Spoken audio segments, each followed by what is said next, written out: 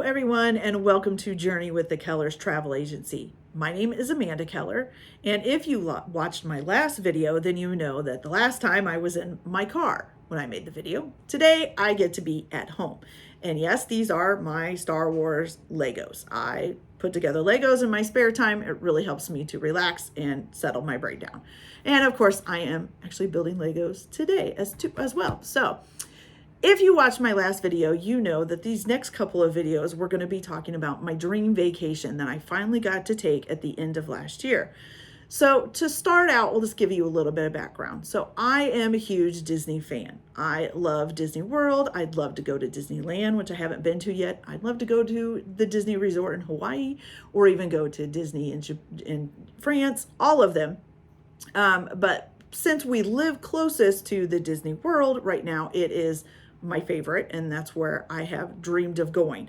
Now, to get things straight, I have been to Disney World. I went when I was 2, and I actually ended up turning 3 in Florida.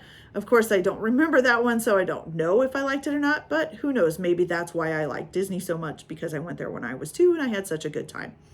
I went again in high school with my now ex-boyfriend and his parents. I got to go because their daughter couldn't go, and so I got to go instead. And we stayed at his grandparents' house. And then we went to Disney World for 2 different days. We did go, I think, at least to 2 parks. I know we went to Epcot and Magic Kingdom, and we did ride some rides. But the problem is my boyfriend at the time got sick, and so we ended up spending a lot of time near the bathroom and not really doing much because he kept having to go into the bathroom. So not exactly dream Disney World vacation. I went again with my husband and our kids when my kids were younger. Unfortunately, we went in July, which ended up being very, very hot. I think we had heat indexes of like 105 degrees while we were there. And we ended up reserving to do, or buying tickets to do, Magic Kingdom on the 4th of July, which was super crowded. You couldn't even walk into the park without just bumping into people. And we hardly got to ride any rides. And then it was really hot, and the kids were getting really tired really fast. And so it wasn't the best vacation. We did go eventually to all of the parks, and we did get to ride some rides, but still not your dream Disney vacation. You know what I mean? So I also need to tell you a little background about me. So I have motion sickness, and though it's maybe not as severe as some people have it, I do have it pretty bad. I have trouble riding in a car a lot, especially if you're in like a back road or a country road that's hilly or curvy.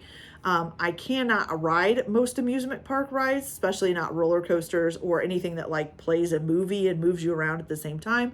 I even have trouble with just a 3D movie at the movie theater. I cannot ride an airplane.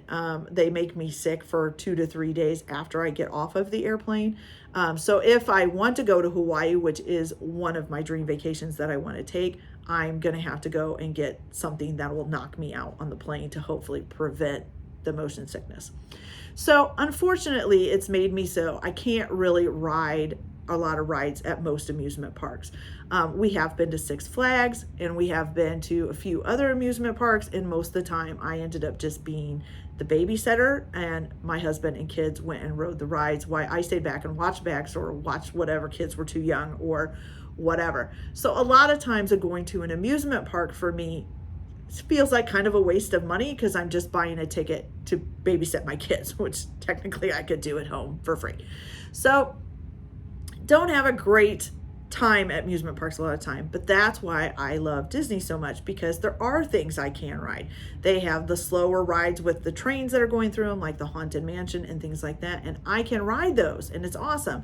And then usually I can ride a water ride. Now I can't ride on a water slide, but I can do a lot of like the log rides and things like that.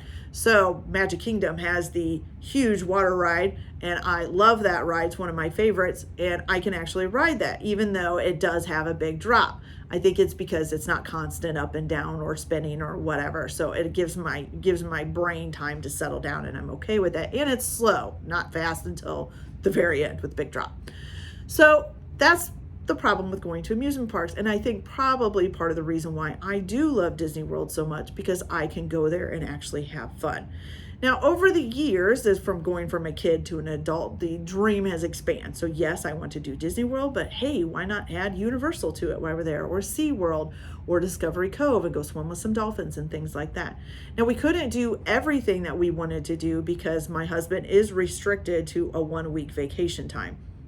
So we've actually expanded this vacation to our second vacation that's coming up in the spring, where we'll do the other things that we didn't get to do. It also, part of the dream was to go at Christmas time. I wanted to see Disney and Universal at Christmas.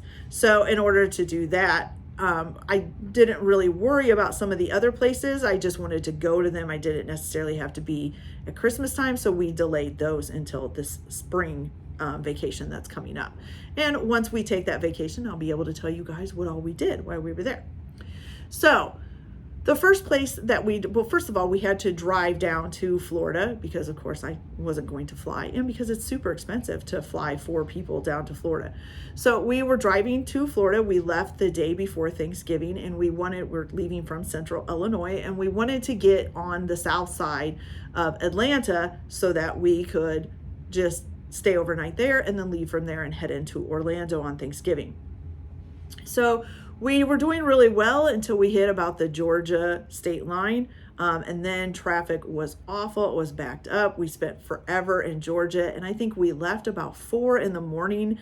From Central Illinois. And it was like after like 7 o'clock at night before we finally got to the hotel on the other side of Georgia. So not a fantastic time in the car, and not how long we had planned to spend in the car, but I guess with the holiday trippers, it was really busy. But Atlanta is busy anyway, so just be advised of that if you're somebody who's planning on driving to Florida and you have to go through Atlanta to get there. So we stopped in just a pure lower end Hilton hotel, nothing too fancy or anything about it, just an overnight stay.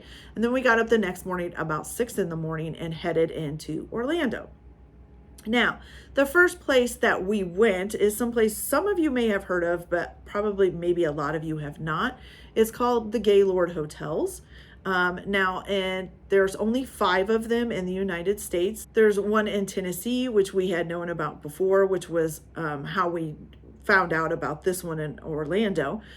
There's one in Orlando, there's one in Baltimore, and then there's one in Colorado and one in Texas. Now, what's so special about the Gaylord Hotels is that the Gaylord Hotels have like a whole forest environment in the inside of them. And you can stay in a room and that actually has a balcony on it, which was what we did, that looks over these huge atriums full of forest. And then each one has a different theme. So for Orlando, the theme is Key West. And then it has through like 2 or 3 separate rooms, which has like kind of goes on that theme. So there's big palm trees throughout, and there's trails, and there's water and all this stuff. And they have live animals. They have baby crocodile or baby alligators. And then they have some regular size alligators that they have to restrict on how big they can get. Once they get so big, they have to move them out of the hotel. And then they do at Christmas time, they do all of these activities. Now they do activities throughout the regular year too, but if you're looking to do a Christmassy kind of vacation, they do specific Christmas activities. One of those activities is they have what they call ICE, and it's the big sculpture show, an ice sculpture show. And each hotel has a different theme for every year. So Orlando's this year was How the Grinch Stole Christmas. And you basically have to put this big fluffy coat on, and you go into these rooms that are held at like 9 degrees. It's really cold. But for us Midwesterners, kind of a normal, regular winter time. But you go into these different rooms, and there's huge sculptures of the Grinch and Susie Lou Who and the Who's themselves and the Who Village and Max the dog, and just all these really cool sculptures that are done by hand. There's also in there, they had a guy who was carving stuff out of ice there as you're going through, so you get to see them and watch them actually do it. It's just really awesome. They're huge sculptures. Some of them are made so you like can stand inside of it and take pictures, or stand next to it and take pictures. And then, you just go through this whole thing. And then when you come out, you've had your picture done, and you can order pictures, or you can even get a little snow globe picture frame and different things. Now, down there where ice was for the one in Orlando, now some of them are laid there, each hotel can be laid out differently. Down there where the ice was, where you came in or went out, was this big, like, kind of Christmassy area. So there was a Build-A-Bear workshop in there. There was shopping where you could buy Christmas ornaments and mugs and all these other things. There was food and drinks available down there. You could get hot cocoa or all this other stuff. It was really cool. And then they had snow blowers down there, so you could stand under it and feel like you're getting snowed on and things like that. So there's little activities down there. They had like Mrs. Claus reading books to people where you could have cookies for the little kids. And there's just all kinds of little things to do down there. And it's pretty awesome. So if you stay at the Gaylord hotels, you can do a Christmas package where ice is in with your hotel room. So you just schedule a time to go. But you can also buy separate tickets. So you don't have to stay at the hotel to do some of the activities. You can buy separate tickets and just go into the hotel and go do that activity and then go back home. So one of the other things that they do at Christmas time is some kind of performance. So it usually has to do with some kind of circusy one. This one was like a ring performance, I guess you would call it, where they're lifted up in the air on the big rings and they're twirling around and do all this stuff. It was a beautiful performance. We didn't actually go to the performance. We decided not to do that this time. We just didn't have the time because we were only going to be there for 2 days. And we had all the, you have to explore all the trails and all the foresty area. And so there's a lot to see at the hotel itself. But we could watch like it from our balcony. You could see some of the shadows and stuff. It looked really awesome. You could hear the crowd just applauding as it was going on. So it sounded like it was a really awesome show. So you might want to check that out too if you decide to go. So of course, because of all the woods and stuff, they do have Christmas decorations up all over. And on the ceiling, they had a huge like lights display of strings, and every so often it would do a display where all these images would flash across it, and it would play music and it would light up and just do all kinds of really cool things. And then of course they have their huge Christmas tree that you can see from your balcony on your room if you're staying close to that one. And things like that.